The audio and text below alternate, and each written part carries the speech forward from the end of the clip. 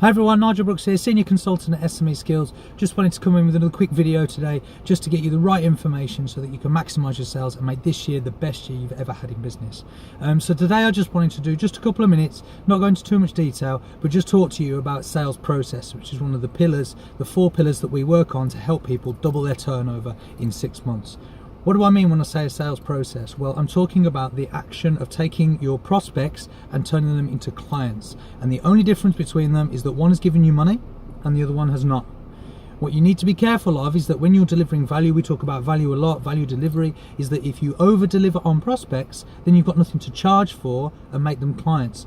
By having a process, you can show the value that you've got to give, get people excited, transfer this energy, the buying energy, and then when they've developed enough buying energy, that's when they're going to close. Because remember, people aren't going to buy unless the perceived value is greater than the price being asked. So you've got to make sure in the shortest amount of time possible. It's like, as I said before, it's like boiling a kettle. Sales is like boiling a kettle.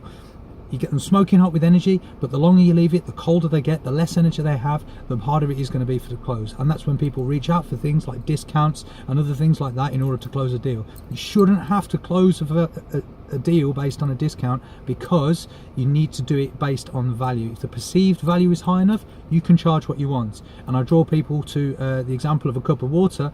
In the UK where we are, I could get a cup of water for free. But if we were in the Sahara Desert, I could sell that cup of water for whatever I wanted, because its perceived value is instantly different.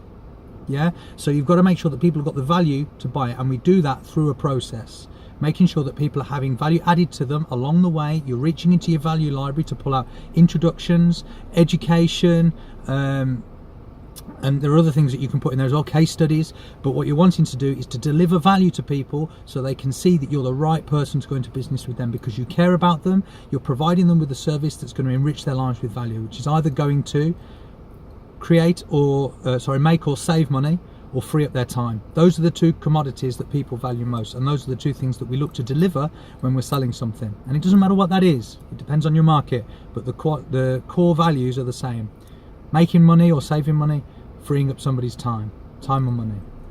Yeah, they're also the greatest costs of things. So if you can help people in that regard, you're going to get more sales. So when I'm talking about process, what I want you to think about is what actually is the sales process. It's taking people down a journey towards making a decision. Now, it might be in some industries like the events business, like weddings, for example, you might take a deposit on an order, but the decision has already been made. So when I talk about making a decision, it's the intent to buy, at which point an invoice is generated. It doesn't have to be the whole order being paid for.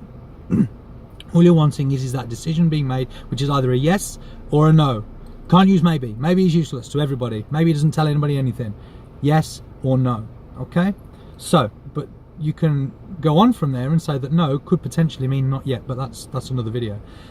What we're doing is we're taking people down a journey, short process. Any product that's worth up to £20,000, you can sell in 7 to 10 days. Anything else, you're looking at a piece of industrial machinery or a house, a car, something like that. So the process is slightly different. For the majority of products or services, we're looking at 7 to 10 days. And I want to talk about the idea of windows.